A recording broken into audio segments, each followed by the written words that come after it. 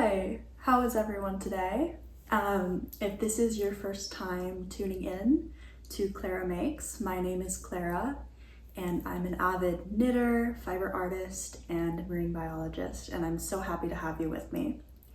Today I thought that we would look through my stash. This is not my entire stash, far from it, but it is a lot of my stash and it's all that's currently with me in my apartment.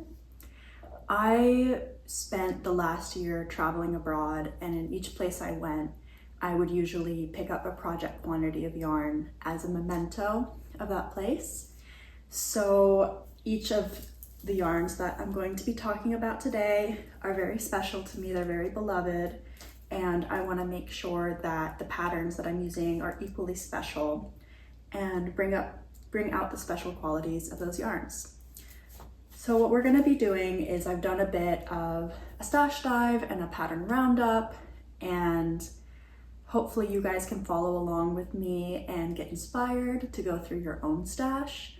I know that especially this year, a lot of people have been very inspired to do no-buy or low-buy years, especially because of the rising cost of living, and then on the other hand, sustainability initiatives and wanting to make sure that as we're making mindfully, we're also buying and using mindfully. So that's something that's very near and dear to my heart, and I'm so excited to see what potential I have just stored up in the various baskets and drawers of my room. So before we get into this exciting basket, I want to talk about what I'm wearing today. This is the Cloud Top by Petite Knit.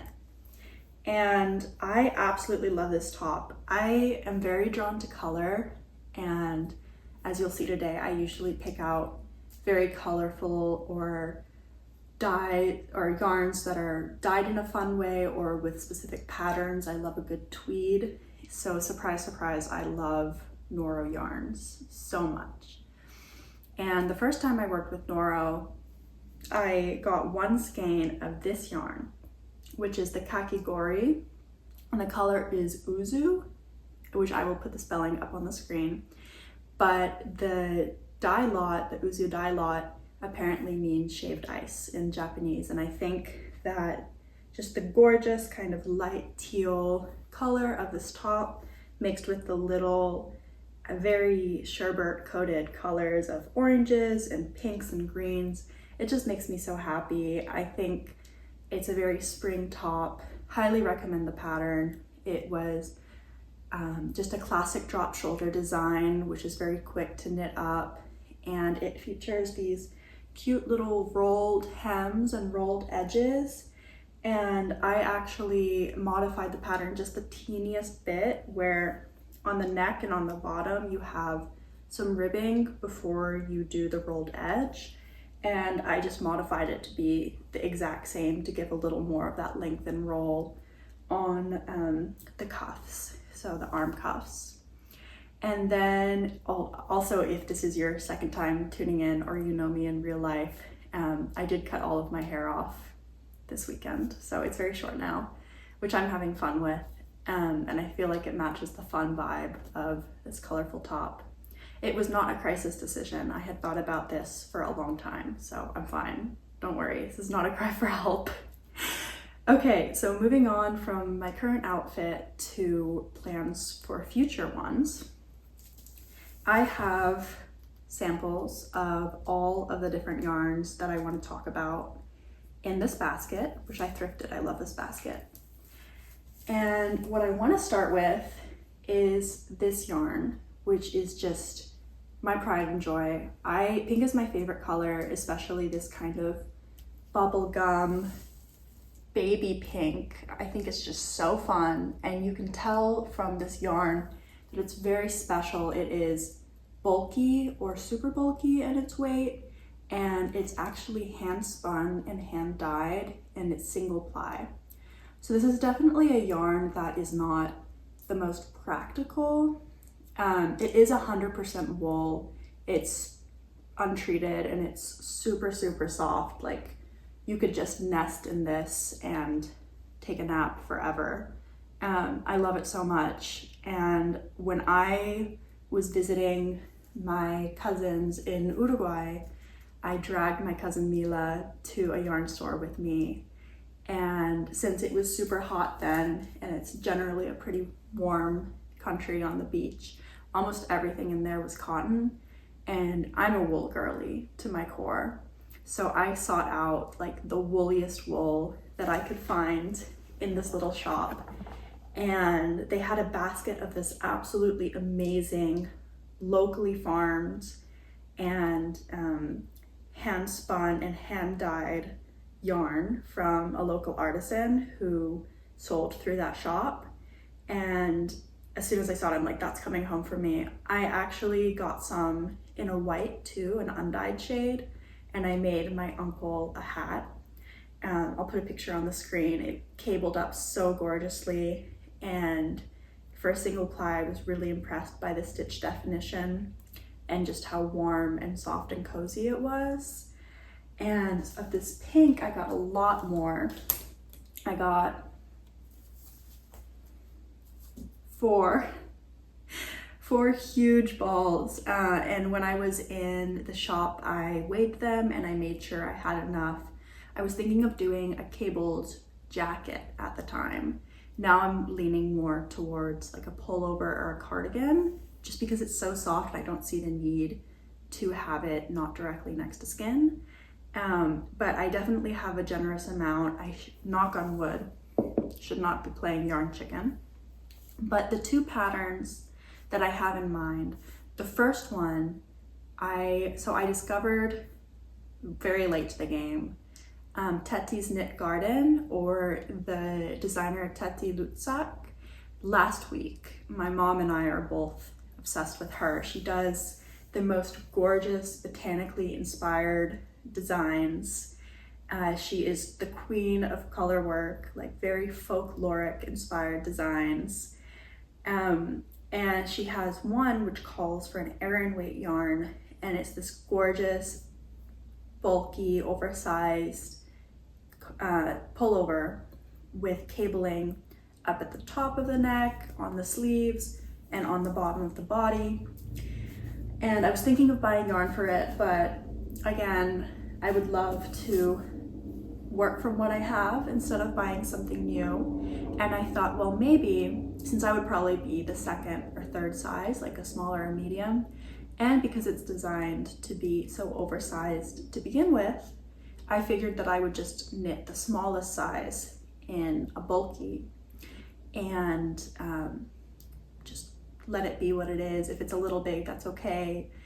It'll be super warm, super cozy. So definitely by the time I'm done with this, it won't be nearly cold enough to wear it. But I usually knit at like a DK weight or a light worsted at the heaviest. And I haven't had a bulky project in Lord knows how long. So I think that'll be a really fun kind of dopamine knit with the special yarn and my memories of living for those couple of weeks in Uruguay with my family, and just having this gorgeous, fun, happy color as spring comes around, and then knitting on huge needles. It calls for a size 8, but I might size up to at least a 9, if not a 10, just to make sure that this yarn gets to breathe and isn't super, super dense and heavy when I'm wearing it. But the gauge it calls for is 14 stitches per inch. So if I don't meet that gauge again, I'm fine with it. This is definitely going to be like a chill process knit with a gorgeous finished product. Okay, so now digging through my basket, I have another sweater quantity of this beautiful, beautiful teal. So what I have is a fingering and a mohair, so a lace weight mohair. The fingering is called, it's by the brand Garthenor Organic, and it's called their Presley, and it is a mix of Polworth, Romney, and Hebridean wool, which is just, oh my gosh, it's the softest thing ever. I love that it's 100% wool, and it's grown in a variety of different places. For instance, the Falkland Islands or the Islas Malvinas, which are off of Argentina. So that's a really special place to me, given that my family is from Argentina. And then it's also grown in the Scottish Highlands, and I lived in Edinburgh for a bit.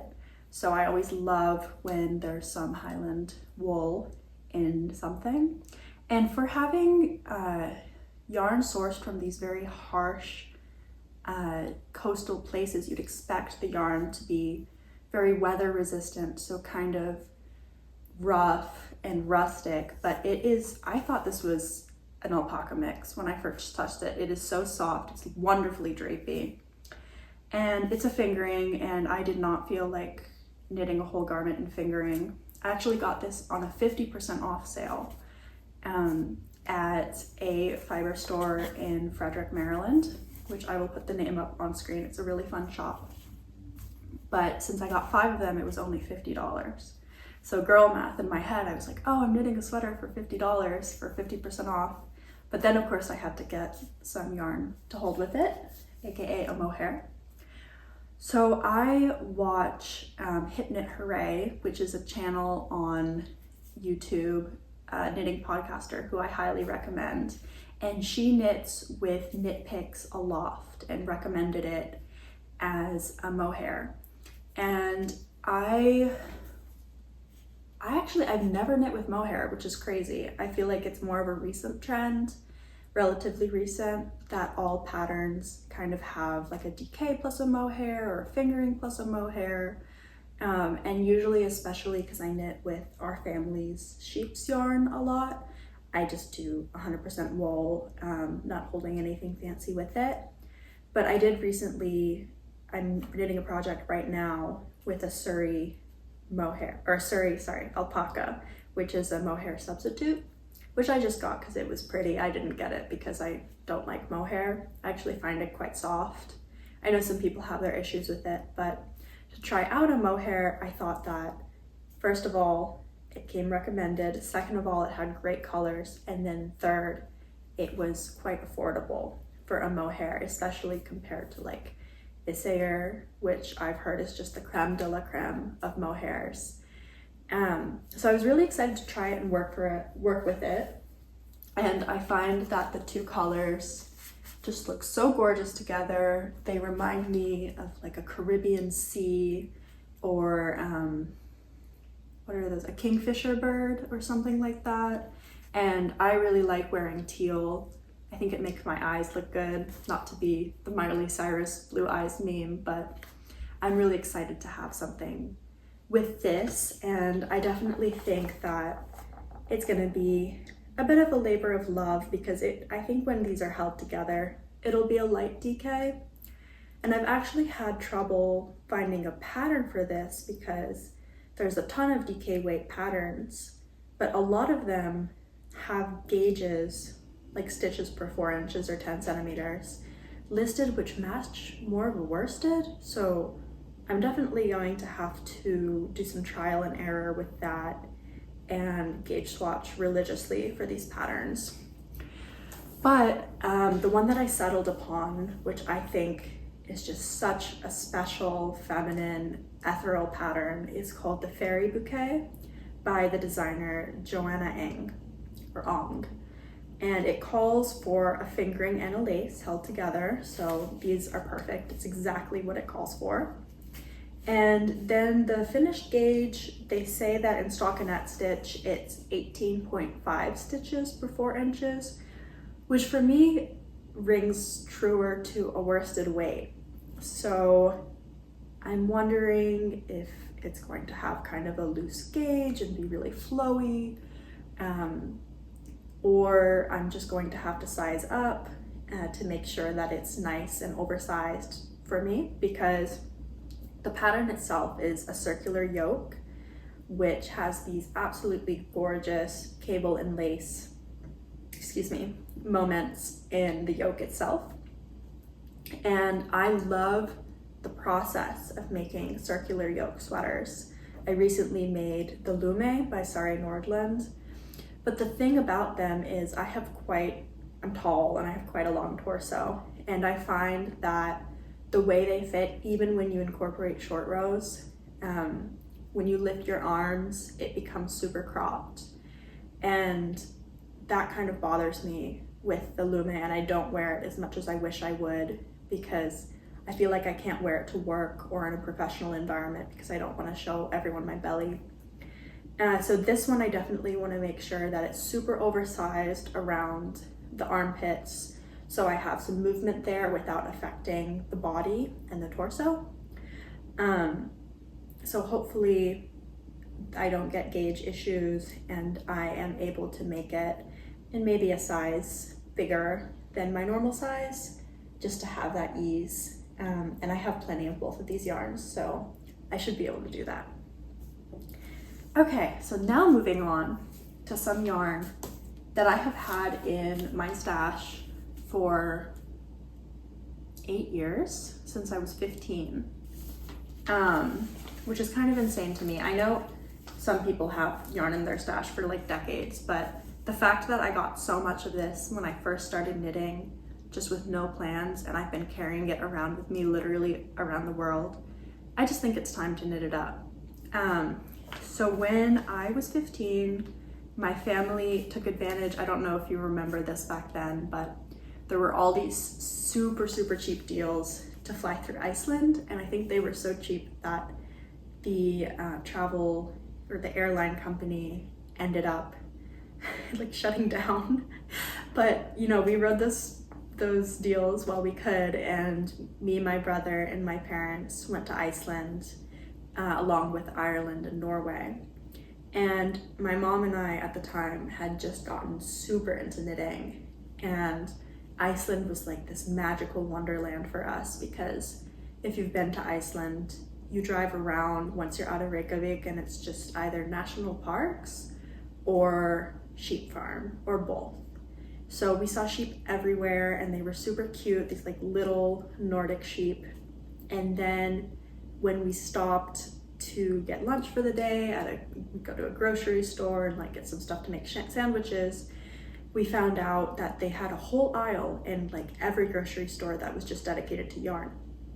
And not, you know, the yarn that you would find here, maybe in, you know, I've seen yarn in Walmart before, which is very acrylic based and kind of cheaper stuff, but like 100% Icelandic wool yarn. Particularly this brand, which is just Lopi. So in Iceland, they have the Lopi yarn, and then they have, I think it's called a Lopajessa, which is a traditional circular yoke colorwork Icelandic sweater. So we were just in heaven, because there was all this affordable, gorgeous wool yarn. And I have this specifically in my stash, and it's enough, not just like a single skein, which I have a lot of other Icelandic yarn, which we won't talk about right now. But I have enough of these two colors, I think, to make 2 good projects. So the first that I'll talk about is this gorgeous, they're both called Hossuband, and it's this gorgeous 2-ply, very rustic yarn in an Aran weight. And is it 2-ply? Yeah, you can literally see it's just one, I think, natural undyed gray with one undyed cream, and they ply together into this beautiful, almost like a barbershop cane. And I just love naturally undyed plied yarns. I think they look so fun. And because the yarn itself is so special and I think very neutral, so it would be kind of a mix between a wear all the time piece and then a statement piece, also carrying those memories from when I was a kid, I just want to make a super simple pattern with it. So this is, I think, other than what I'm wearing, my first petite knit pattern that I'm mentioning, so good on me, I guess. And I want to make the Oslo hat. I've seen so many people make the Oslo hat. I think it's just such a classic and professional looking design. I feel like when I see beanies in stores, not that the aim should be to make things look store-bought, but if that's kind of the look you're going for, the Oslo hat could definitely get you there. And I think it'll just be a wonderful, simple, but lovely canvas for this gorgeous yarn, which is so squishy. And so it calls for a DK and mohair held together to get a worsted.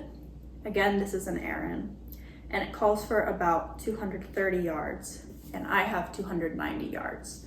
So I think I'll have some left over at the end, especially because I've heard a lot of knitters say that they modify the Oslo hat so it doesn't sit off of your head and kind of have that weird like dominess, which I don't like, especially with, I don't know, I already have so much fluff on my head that I kind of want to keep it a little more form-fitted and warm. So a lot of them decrease the body before you start decreasing for the crown of the hat by like an inch or two. So I think I'll have some left over. And I like the idea of it being a little chunkier and a little like bigger in terms of circumference because I'm knitting with an Aran instead of a worsted. Again, I have a lot of hair up here, so usually, even though I have a relatively small head, I have to size up in hat patterns. And if I don't make it for me, I think it would make a lovely gift. I think this will just be a quick, fun, again, dopamine knit. So the other color I have of the Hasubands is this gorgeous, again, two-plied gray heather. It's just the prettiest color. I realized lately that I have no gray in my wardrobe, and my family has a sheep that's gray named Janie, short for Calamity Jane, and my mom just made me a little short sleeve cardigan in that, and I just love wearing it.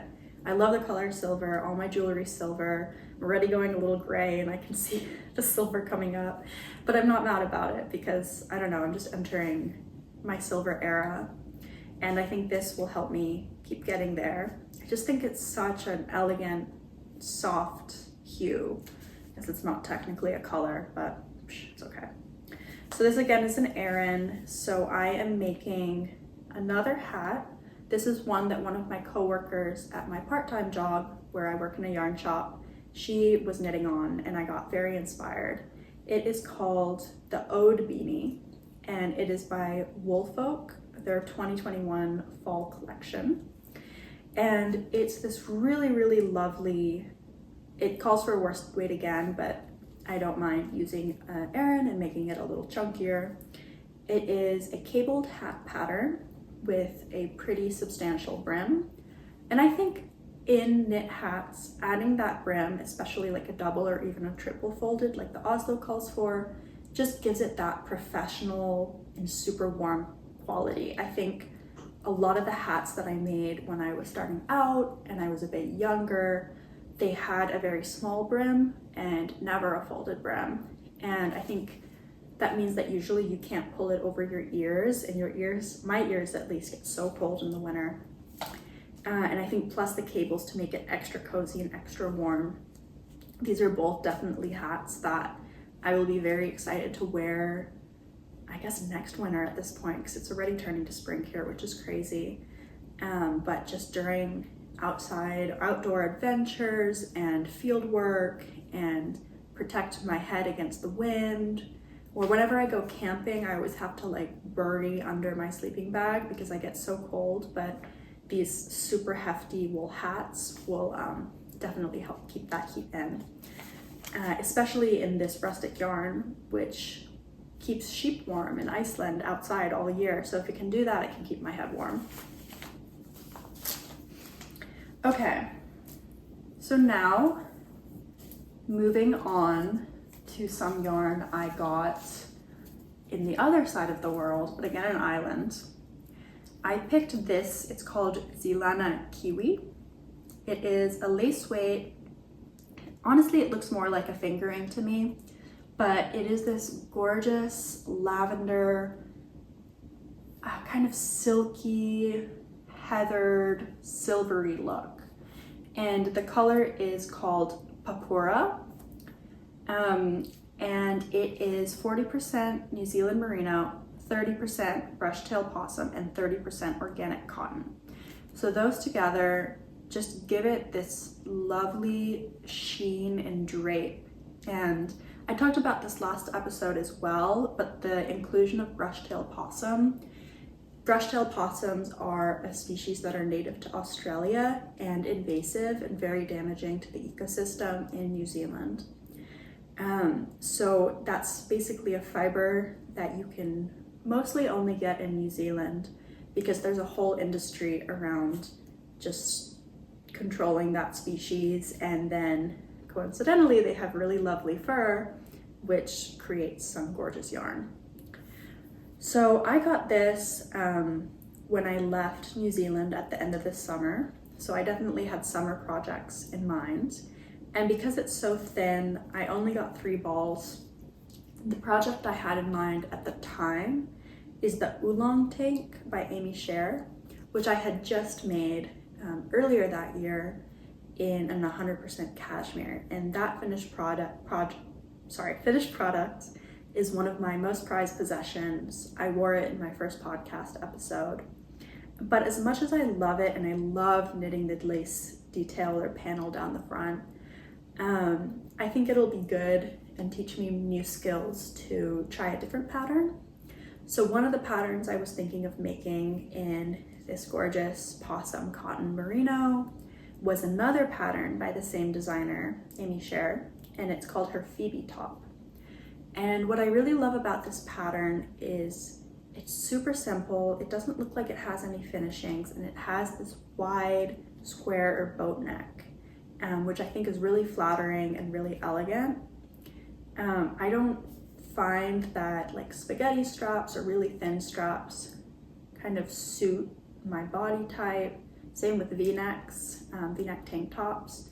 So I love that this one just goes straight across, and then it has this really nice mixed cable fabric that's created. And I think those would just show off this yarn perfectly and kind of twist with the different shines and hues of this yarn. The only thing about that top is it calls for slightly more yarn than I have in this. So I could either make it cropped or block it aggressively, or just make a different pattern. So I'll have to decide. I'll probably cast this on when it gets warmer and spring or summer turns its head. Right now it's still solidly winter, even though it's a little sunny today. But my second choice is the Lila top by Kadri.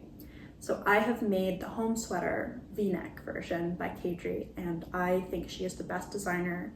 I recommend that pattern as a beginner project to like all of my friends. I think I've had 2 different friends make it, and then my mom made it as well after I made it twice. And I haven't knit anything else by Kadri, so I would love to return to her patterns.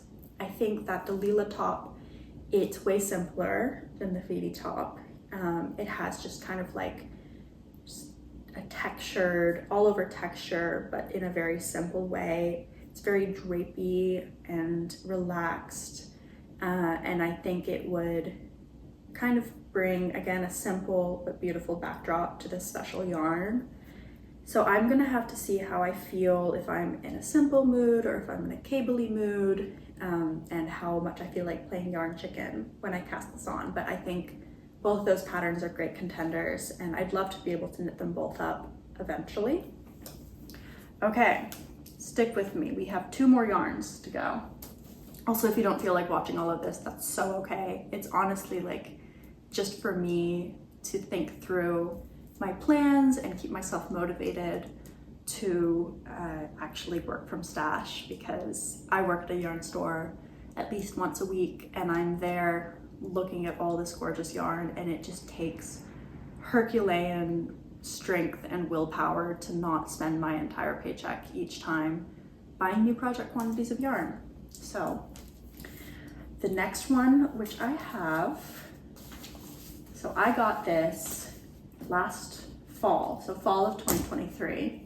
At the time, I was working on a farm in coastal Norway, a small town near Bergen in the Hardangerfjord. And where we lived, It was like up a big hill in a tiny town on the fjord, and it was super rural, and we were just estranged from society, and I loved it. I worked there for 2 months with my friend Christine, who I met there. And I, of course, spent all my free time knitting, and Christine and I decided we were going to start knitting together. And we took the bus. Public transport in rural Norway is like 3,000 times better than it is in urban United States, maybe except for like New York and possibly DC. No, just New York. No, I hate DC.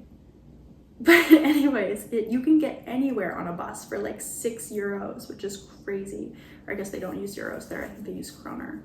Anyways, you can get from literally down the street of this farm in the middle of nowhere where, you know, maybe a couple dozen people live, to Bergen in just a couple hours. You can get to other towns nearby. And we went to this one town, which was the closest to us, which is kind of like an urban center. And it had this super, super cute yarn shop right on the water. And this was pre me being on knitting YouTube and knowing about the like knitting for Olive and then the Sandnes Garn obsessions. So I went in there and I was like, why is everything the same brand? And there was just so much Sandnes Garn, and I would love to go back now because it's hard to find in the US.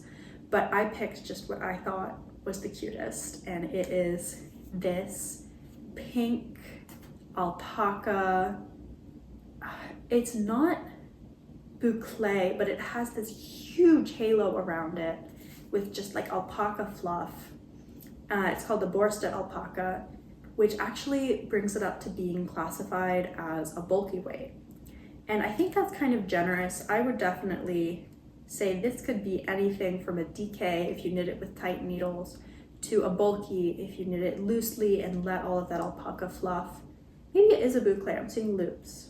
If you let that boucle just breathe and stretch out. So I have 4 balls of this, and the balls aren't very big. As Sandnes Garn tends to be kind of meager with its proportions, which, you know, no hate to Sandnes Garn, it's just something to keep in mind when planning. So I have 4 balls at 120 yards each, which comes to 480 yards. I love this color so much. If you can't tell that I love pink, I friggin' love pink. It's the best. And my plan for this is to make a hood or a balaclava. I feel like those have really been in the spotlight this winter. Again, this is something that I would make in preparation for next winter, but I really like the idea of kind of having a looser hood in this super fun color that you can then tuck the neckline under a sweater or under your coat and just be able to take the hood up and down as you go inside versus outside and throughout your daily adventures.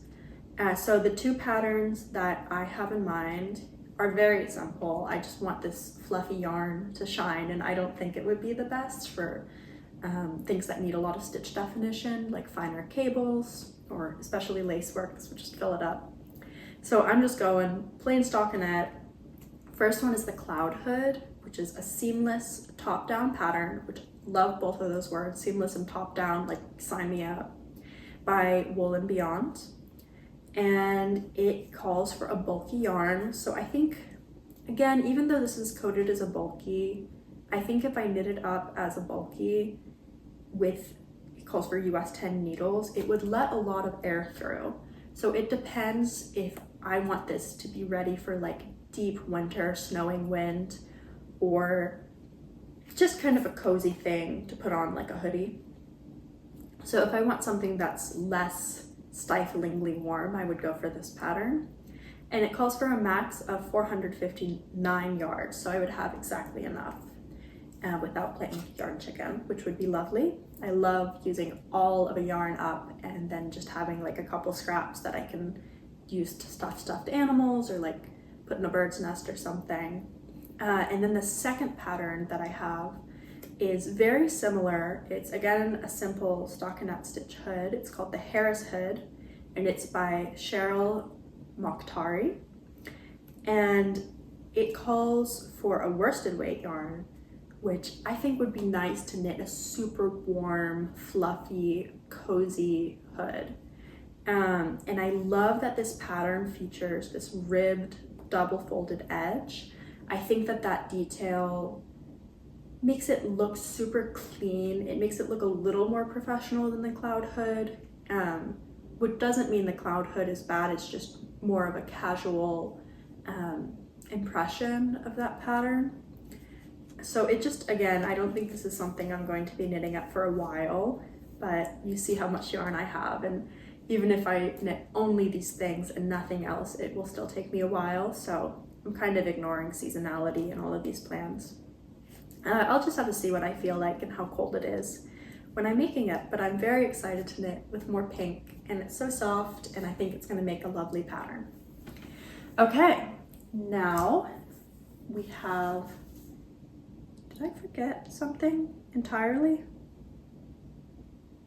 I think I did forget something entirely. That's quite unfortunate. So we have 2 things left. I lied. Okay, so the first thing, I got this when I was visiting Boston. I visited my friend Regina, who is one of my best friends. Shout out Regina. And I taught her how to knit, and we decided to do a knit along. And I picked up this silk paca, which was, I think it's being discontinued. It's by Malabrigo. It's in the color Belgian Chocolate, which is, it's like an eggplant purple, which I guess you could be convinced is brown in certain lights, but it's just this deep, shiny, silky color. And it is 70% baby alpaca and 30% silk in a lace weight. And it was so heavily discounted, I just got a whole pack of it for like no money at all. And I have 10 skeins. So we decided that we both love this designer. We both decided to make the Ophelia top, I believe by Starcrossed Knits, in the long sleeve version. It has just this beautiful lace detail around the V-neck, and then it has these flared bell sleeves with the same lace detail at the end. And it kind of gives this like whimsical Stevie Nicks semi-gothic look, I think especially in this dark purple. It's unlike anything I've knitted before, and I just think that that designer has such an eye for just this gorgeous personal style that I don't think I see in any other designer out there, just that particular style. And I read somewhere that, I probably saw on TikTok somewhere, I don't know why I said read, but she was only knitting for like a year before she started designing these patterns, which are super complex, gorgeously fitted, which I feel like is the hardest thing to do in design, is just knit these, especially this pattern. It's very fitted to your bust and your waist, but it doesn't have any stretch because she knitted it in pure silk. So I'm very excited to make it in this super soft and luxurious purple yarn. And my friend Gina is making it in, I think, a cream alpaca that she picked up from a local to her alpaca farmer. So it's going to be really lovely to match with her in kind of our complementary designs, like same design but very different color schemes. Okay, now actually the last thing. We'll see if I keep all of these in when I make the video and edit it. So this, when I was living in Scotland, I found this mill in the Scottish borders, which is called the Border Mill, fittingly enough. And it was so sweet. I reached out to them, and it was a mother and daughter running the mill.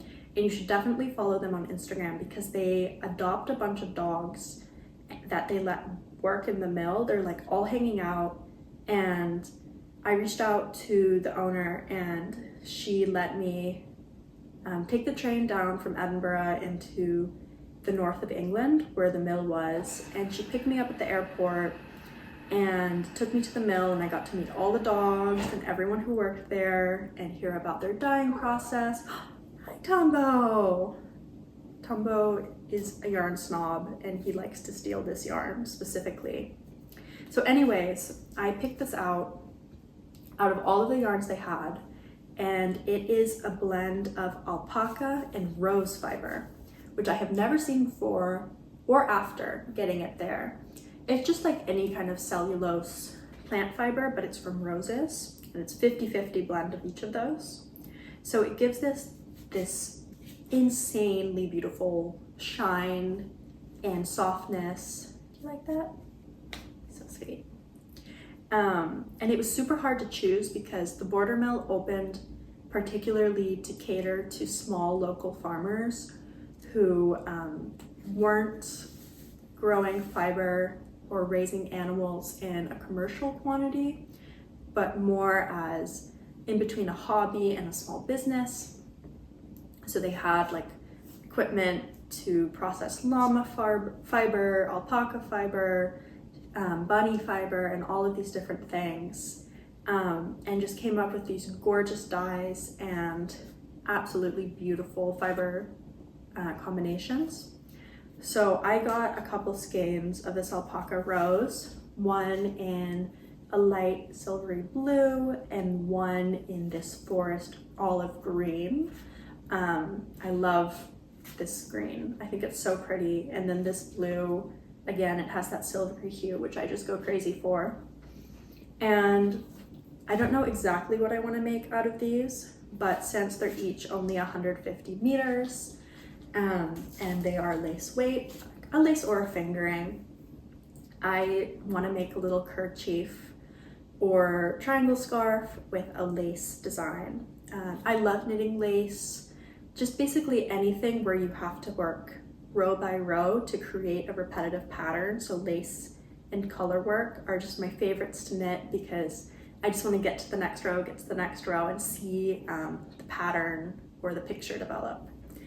So the two that I've thought of for the green, I think that the leaf kerchief by Justina Lorkowska or the overgrown kerchief or bandana by Lanaya Elizabeth Knits are both amazing options. They both feature leaf designs or leaf lace, which is very on the nose for this forest green color. I could see both just kind of tied around my neck or put up in my hair.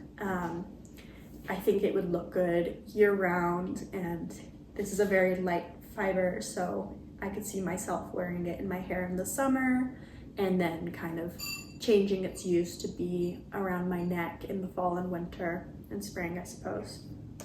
And then the blue, I found a free pattern called the Blackberry Kerchief, and this is this all over super open beautiful lace design, which I think would look so ethereal and elegant in the light blue, and I would definitely use it just like as a little neck scarf, or even to tie around a purse or something, just to show off this gorgeous yarn. The pattern itself calls for 209 meters, which is a little more than I have. I have 150, but since it's a triangle design, I can just increase until I run out and then bind off. And since I'm a loose knitter anyways, I might make it the size it's supposed to be, even with ending a little early, but we'll see. These type of things aren't the end of the world if it's a little smaller than it's supposed to be. So I know that was a lot. If you watched up to this point, thank you so much for sticking with me and helping me plan what to do with my crazy yarn stash. Again, this is not all of it. I have a lot of single skeins and ends and odd quantities, which I'm gonna have to figure out what to do with. These all I just had a vision for. I feel like some of the yarns came with a fun story that I could share with you all. And I'm so excited to dig deeper into my stash and start working through these projects. Let me know how you guys' stash situation are. I know there's people who are inspired by yarn and they'll go to a store or a yarn festival and see something and just think, oh, that color is so gorgeous, that dye is so gorgeous, or the material, I just need to make something with that, and just get it not knowing what they're gonna make. I'm one of those. And then there's a different breed of people who I don't fully believe exist, who are inspired by patterns first and say, okay, I want to make this, I want to add this to my wardrobe, and then they'll go out and buy specifically for that item or that pattern. So if you're one of those, honestly, kudos. Your yarn stash must be so organized and in control. But let me know either way how you lean in the comments below. Thank you so much for hanging out with me today, and I hope you have a wonderful time knitting and being cozy and hopefully drinking tea or maybe reading a book. Bye-bye. Thank you.